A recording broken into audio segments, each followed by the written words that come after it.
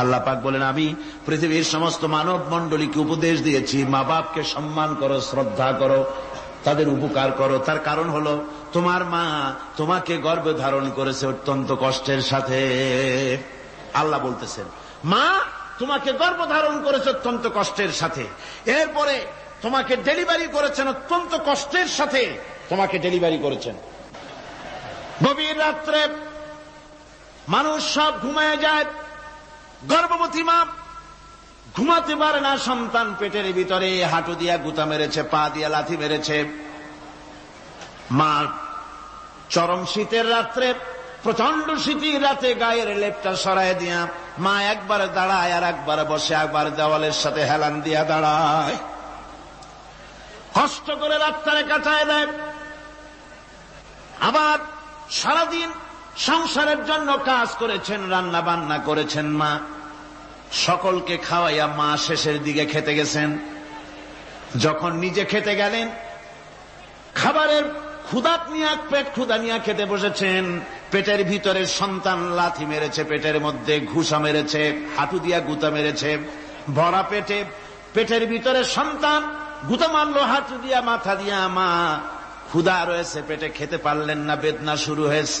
খাবারের থালাটা ঠেলে দিয়ে মা দাঁড়ালেন, বসলেন, চোখের পানি ফেললেন। এভাবে করে মা একটা দুইটা দিন নয়, 10টি মাস পর্যন্ত সন্তানটাকে পেটের মধ্যে নিয়ে, একটা জীবিত মানুষ আর একটা জীবিত সন্তান পেটের মধ্যে নিয়ে নড়াচড়া করছেন, চলাফেরা করছেন। কিতাবের মধ্যে এসেছে, রাতের বেলায় মা যে ঘুমাতে পারেন না সন্তানের নড়াচড়ার কারণে, রাতভর ইবাদত করলে যত সওয়াব পাওয়া যেত, আল্লাহ ওই সওয়াব মায়ের আমলনামায় লিখে দেন। সন্তান পেটে থাকার কারণে খেতে পারে না, পেট ভরে ক্ষুধায় কষ্ট পায় মা, এই জন্যে 10 মাস ধরে রোজা রাখলে যে সওয়াব হতো, আল্লাহ রাব্বুল আলামিন মায়ের আমলনামায় রোজার সওয়াব লিখে দেন। 10 মাস পুরে গেল, সন্তান ডেলিভারির সময় চলে এলো। মায়ের মন বিমর্ষ, সন্তান ডেলিভারি হবে, না জানি মরে যাই নাকি, না জানি অপারেশন লাগে নাকি, কি অবস্থা হবে। মা খেতে পারে না, মুখটা শুকায়া যায়। ডেলিভারির সময় যখন আসে, মা বাবার কাছ থেকে বিদায় নিয়ে যায়, স্বামীকে একান্তে গোপনে ডেকে নিয়ে বলে, প্রাণের স্বামী, দীর্ঘদিন একসঙ্গে ঘর কন্যা করেছি, অপরাধ হয়ে যেতে পারে, আমারে মাফ করে দিও। আমার মনে হয় এবার আমি আর বাঁচব না। সংসার থাকলো, চাবি থাকলো, সব বুঝে নাও, আমারে মাফ করে দিও। মা চলে গেল সতিকা গৃহে, ক্লিনিকে চলে গেল, অপারেশন থিয়েটারে চলে গেল, অথবা ডেলিভারির জায়গায় চলে গেল। ডেলিভারি পেইন শুরু হয়ে গেল, বেদনা শুরু হয়ে গেল। এক একটা বেদনা যেন মায়ের এক একটা মৃত্যু যন্ত্রণা শুরু হয়ে যায়। এমন যন্ত্রণা, প্রসব বেদনা দুনিয়ার ভুক্তভোগী মা ছাড়া আর কেউ জানে না। এই চরম বেদনার ভেতর দিয়ে, চরম কষ্টের ভিতরে মা যখন একটা বাচ্চা প্রসব করলো, জিহাদের ময়দানের মতো মা রক্তাক্ত হয়ে গেলেন, সন্তান দুনিয়া এলো। মা তখন অস্থির থাকেন।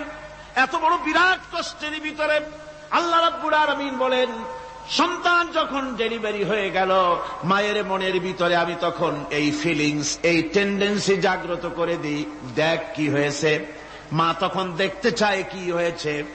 মায়ের সামনে যখন এত কষ্টের, হৃদয় বিংড়ানো, কলিজার 32টি নাড়ি ছেঁড়া যন্ত্রণার সন্তান যখন মায়ের চোখের সামনে আসে, আল্লাহ পাক বলেন, মা যখন তার ছেলের মুখের দিকে তাকায়, মেয়ের মুখের দিকে তাকায়, আল্লাহ বলেন 10 মাসের পেটে ধরা কষ্ট আর ডেলিভারির সব কষ্ট মায়ের মন থেকে মুছে ফেলে দেই। আল্লাহ রাব্বুল আলামিন বলেন, খবরদার দুনিয়ার মানুষ, এমন মায়ের সাথে নাফরমানি করবি না, এ মায়ের সাথে নাফরমানি করবি না, মাকে সম্মান করবি, মার কাছে দোয়া চাবি। দুনিয়ায় যদি সম্মান চাও, রিজেক্ট চাও, মায়ের পায়ে ধরে কাঁদো। মায়ের জাতি অনেক সম্মান তার। রাসূল করিম সাল্লাল্লাহু আলাইহি সাল্লামকে প্রশ্ন করা হয়েছে, হুজুর খেদমত করব কার? হুজুর কয় মায়ের। তারপরে কার? হুজুর কয় মায়ের। তারপরে কার? হুজুর বলেন মায়ের। তারপরে কার? তোমার পিতার। 3 গুণ। তোর মায়ের মর্যাদা 3 গুণ বেশি, তোর বাপের চাইতে মর্যাদা বেশি। সুবহানাল্লাহ পড়ে। আর আজকে